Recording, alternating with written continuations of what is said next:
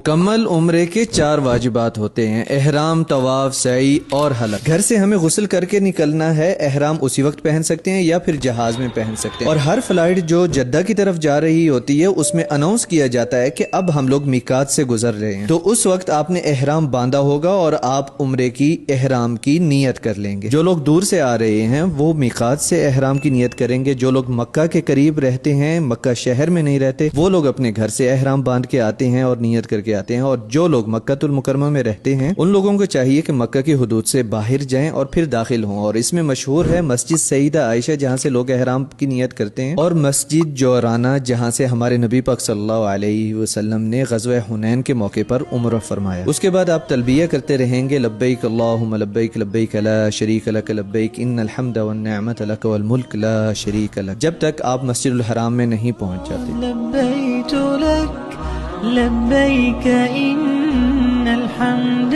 لک۔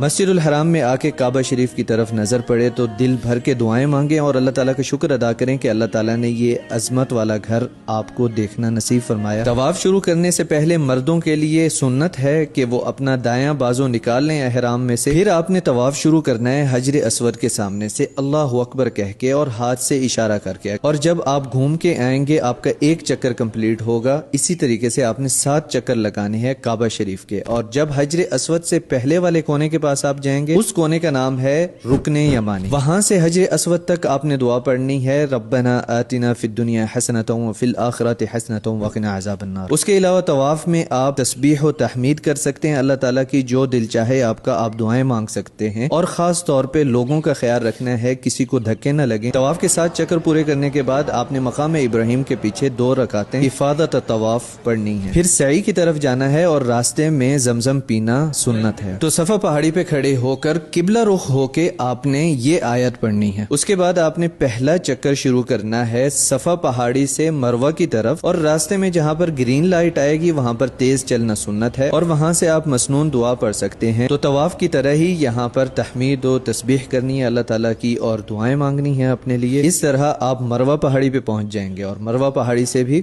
واپس آتے ہوئے وہی اذکار جو پہلے آپ کر رہے تھے اور دعائیں مانگنی ہیں۔ پھر جب آپ صفا کی پہاڑی پہ پہنچیں گے تو اس طرح آپ کے 2 چکر ہو جائیں گے۔ آپ نے مکمل 7 چکر لگانے ہیں، اور اس کے بعد دعا مانگ کر آپ نے باہر نکل جانا ہے اور جا کے حلق کروانا ہے، یعنی کہ اپنا پورا سر منڈوانا یا پھر قصر کروانا ہے، اپنے تمام بالوں میں سے کچھ حصہ لینا۔ جو لوگ حلق کراتے ہیں ان کے لیے اللہ تعالیٰ کے نبی نے 3 بار مغفرت کی دعا فرمائی، اور جو لوگ کٹنگ کرواتے ہیں بالوں کی ان کے لیے اللہ کے نبی صلی اللہ علیہ وسلم نے 1 بار مغفرت کی دعا فرمائی۔ اور